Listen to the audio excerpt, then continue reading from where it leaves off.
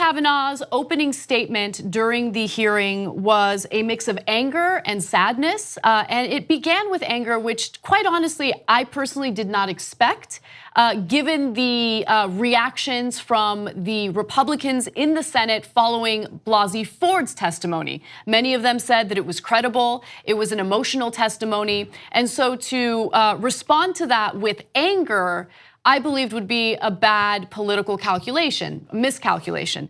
And Kavanaugh decided to begin with anger and then proceeded to go in and out of anger, and there was a lot of sadness intertwined. So I want to show you some portions of that testimony, starting with who Kavanaugh wants to blame all of this on. Take a look. This whole 2-week effort has been a calculated and orchestrated political hit, fueled with apparent pent-up anger about President Trump and the 2016 election, fear that has been unfairly stoked about my judicial record, revenge on behalf of the Clintons, and millions of dollars in money from outside left-wing opposition groups. This is a circus. The consequences will extend long past my nomination. The consequences will be with us for decades. So yeah, tons of anger right out of the gate. It was surprising, but people like Judge Napolitano on Fox News, who, to be fair, has been really honest with his opinion, no matter which way that it went, including saying that Dr. Blasey Ford was 100% credible, then completed this thought by saying the only way that the Republicans rescue this is if Kavanaugh puts aside his veneer of I'm a judge who's above it and I will repeat legal talking points and comes out on fire. And he did. Yes. He came out on fire. So now part of it I thought was very effective. We're going to show you a little bit more and then discuss it.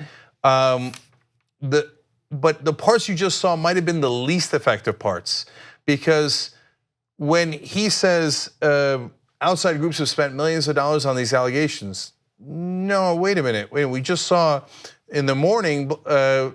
Blasey Ford showed that there's no groups giving her any money or assistance in anything. The prosecutor asked and asked about that and came up with nothing. So in reality, we've told you that Judicial Crisis Network, a right-wing group, is spending $5 million supporting Kavanaugh and running ads all across the country, some of which they had to pull back because one of his supporters said, look, I don't know that he didn't do it, and retracted her statements on it.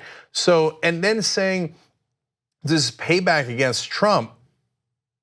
I mean, look, you can say it's deeply political from the Democrats, but bringing Trump into it seems like now you're doing political strategy to try to get Trump riled up, which worked, and to get him to be solidly on your side, but not his best case. Really quick, one of the things that was emphasized throughout this hearing was the fact that Blasey Ford came forward with these allegations before Kavanaugh was selected as a Supreme Court nominee. So he was on the list. Remember, Trump has the list of the conservative approved potential Supreme Court nominees.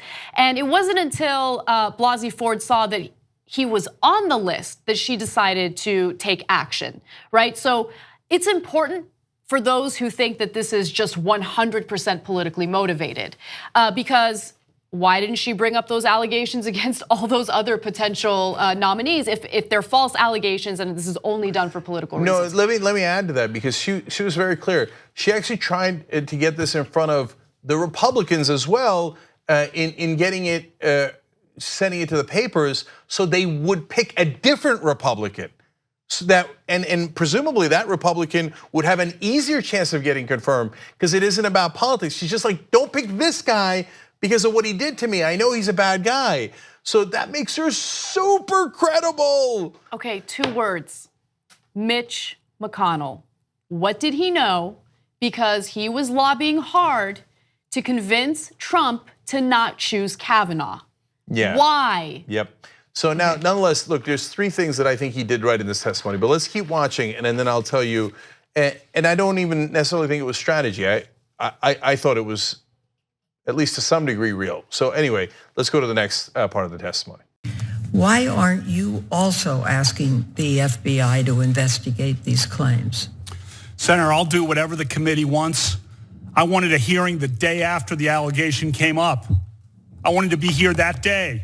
Instead, 10 days passed where all this nonsense is coming out, that I'm in gangs, I'm on boats in Rhode Island, I'm in Colorado, I'm cited all over the place.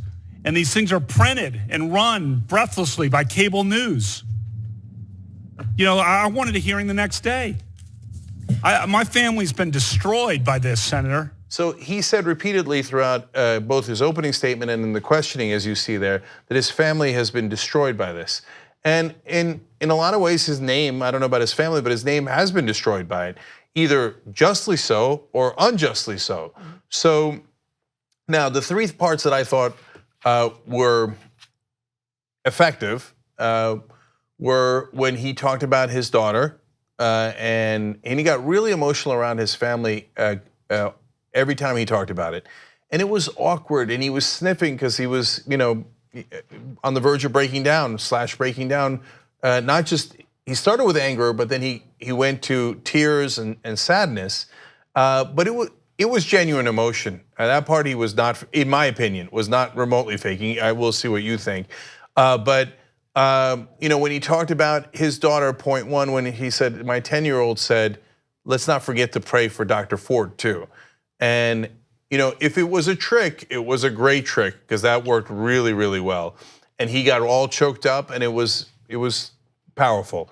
To me, point two, maybe I'm a sucker for this, but when he talked about his dad, and he got all emotional about that, and his mom, that works on me. It probably works on a lot of people. I don't know if I'm a sucker for it, but it certainly seemed genuine. And then where we might have our biggest disagreement, when he talked about the thing that he regretted the most was what happened to Renata. So that's a girl that was in a nearby school.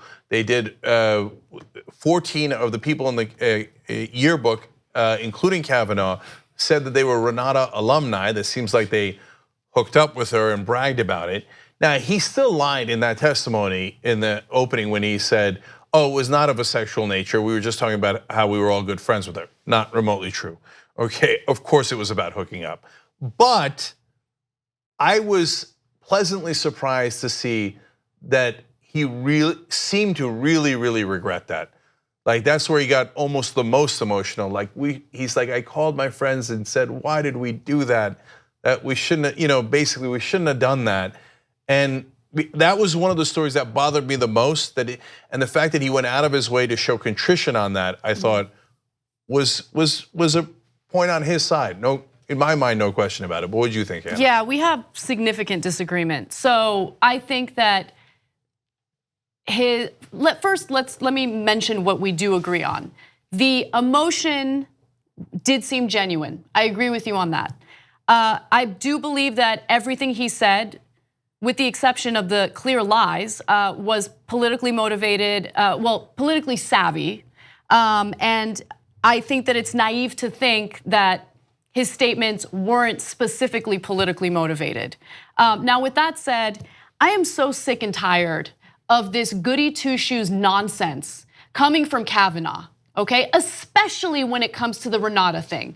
Really? So his excuse for being a Renata alumni in his personal yearbook page was that, no, this was just a friend of mine. It was just to show admiration for her, someone that we dated, or it was nothing about bragging about sexual conquests. Yeah. No, that is a lie. It's a lie. Stop with the nonsense regarding how you're this, I believe in God, and my daughter asked to pray for the victim here. Come on, I'm sick of it. I'm sick of it, okay? Let's stick to the facts.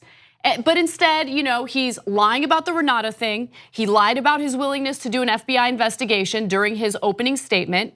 Okay, he lied about corroborating evidence in regard to Ford's accusations. There were lies in there, and he's under oath. Yeah. And so that is more relevant to me than the tears and the nonstop water drinking and the emotion. I want to get to the heart of the truth. And if he's as innocent as he claims, let's do the investigation, but he's unwilling to do that. So let me be clear on the Renata issue.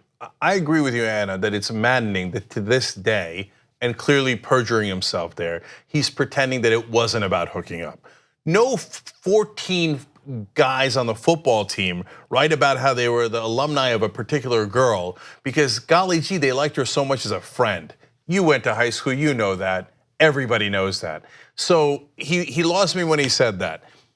But on the other hand, he did seem genuinely broken up that they had screwed up and said that about her. And it is possible that they're friends and bragged about hooking up with her, and he genuinely is remorseful about that. It's also possible that that is evidence that works against him, and he's remorseful for that purpose as well. It's because possible, remember, yes. Renata had no idea about it. She didn't know until the story recently broke, indicating that they had referenced her, the football team, including Brett Kavanaugh, had referenced her in that way in the yearbook pages. And then she had to pull support, and she was embarrassed by it, right? Of course, deeply embarrassed.